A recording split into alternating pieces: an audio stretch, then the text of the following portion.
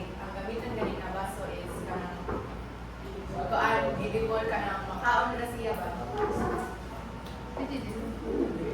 Oh, pero sa nang apa na ice cream. Dili siya jud katong so, about the product, 100% edible and biodegradable. Customers can eat the cup after you eat their coffee, or if this discarded cake naturally decomposes. Multiple flavors. The cup come in various flavors such as vanilla, chocolate, cinnamon, etc. Complementing different coffee types. Leak-proof and heat-proof. Heat resistant. Designed to hold hot beverage without dissolving or affecting taste. So, ang kaning kuan ang edible cup na mo kay kanang kuan gani siya kanang leak-proof. Parehas dali siya kuan na kanang same pero kuan bread lang kay niya kanang soup gani ang soup inana ba. Kuan may target market and market size. This business targets eco-friendly customers, coffee lovers, and sustainability-driven businesses, such as cafes, restaurants, and offices. Many individuals and businesses are actively seeking ways to reduce plastic waste, making this product highly appealing. Younger customers, especially millennials and Gen Z. So, akong target market kay kanang mga eco-friendly na kanang mga customer like kanang gani sila na kanang ma-lessen ang kanang ato ang problema diri sa mga busan kanang mo-sustain sa ko sa kanang mga kanang cafes, mga restaurant nga naman sila coffee nga para kanang instead sa plastic cups kay edible cups na. To make my edible coffee cup business stand out or unique, flavor innovation and customization multiple. Edible cup with a cookie lid, flavor innovation and so kanang akong coffee cup sa kay na siya ilang flavor para sa nang vanilla, chocolate, napailain niya ang kanang ako ang edible cup kay na gani siya kanang sa sud gani kay na siya kanang murag chocolate icing magura na para dili dayon siya malanta ba. So financial protection. Coffee roasting equipment. 280,000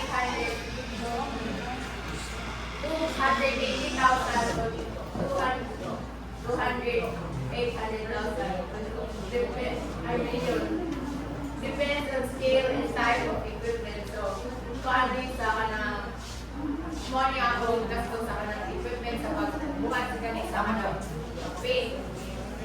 Production equipment for edible cups 560,000 to 1,680,000.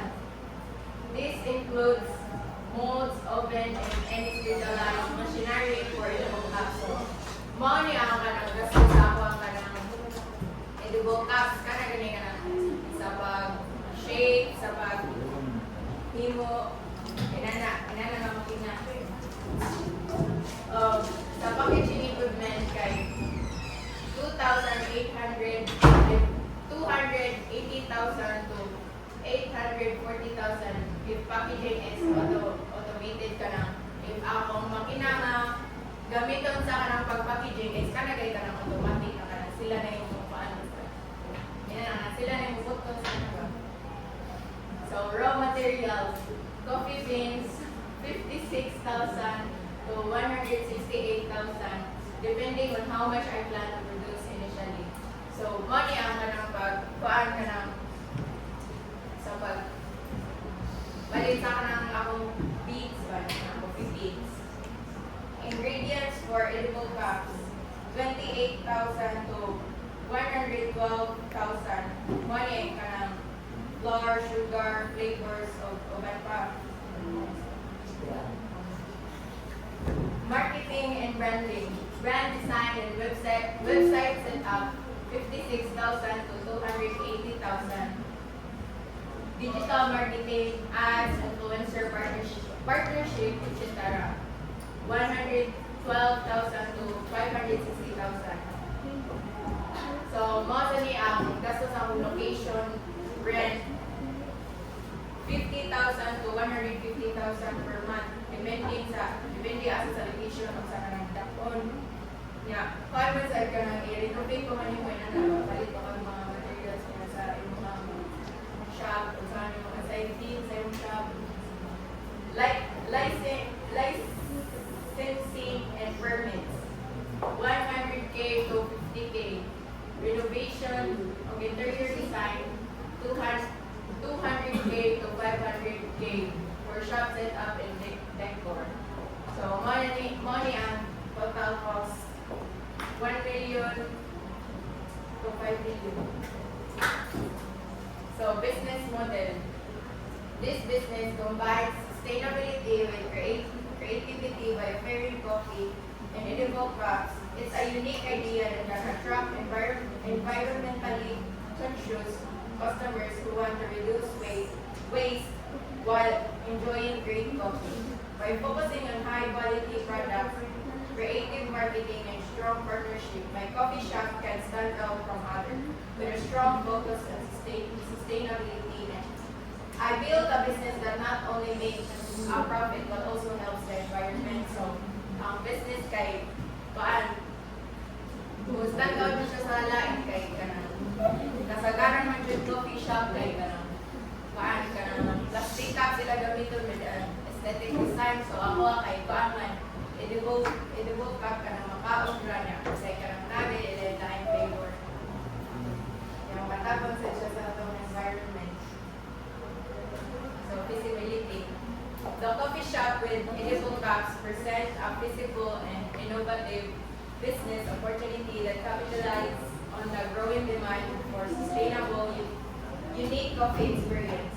While startup costs can be significant, the potential for differentiation in the competitive coffee shop market combined with an eco-friendly focus offers strong potential for success. With effective marketing, careful financial planning, and a commitment to quality, this business has the ability to attract a loyal customer base and achieve profitability within 12 to 18 months.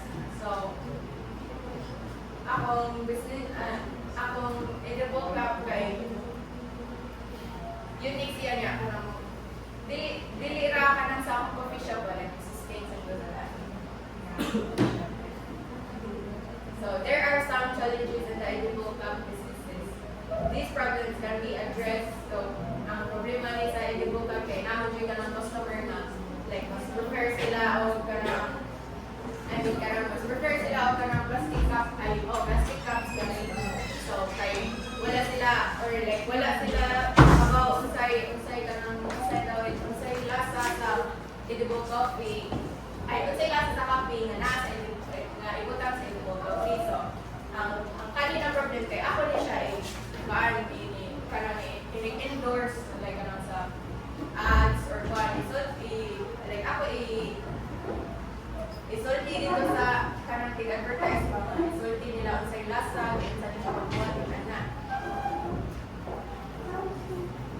So mali ako vision to create a future where coffee lovers enjoy their drinks without harming the planet, making waste-free coffee culture the new standard. To provide delicious, eco-friendly, I saw a mission to provide delicious, eco-friendly, edible coffee cups that reduce waste and make every coffee experience more sustainable.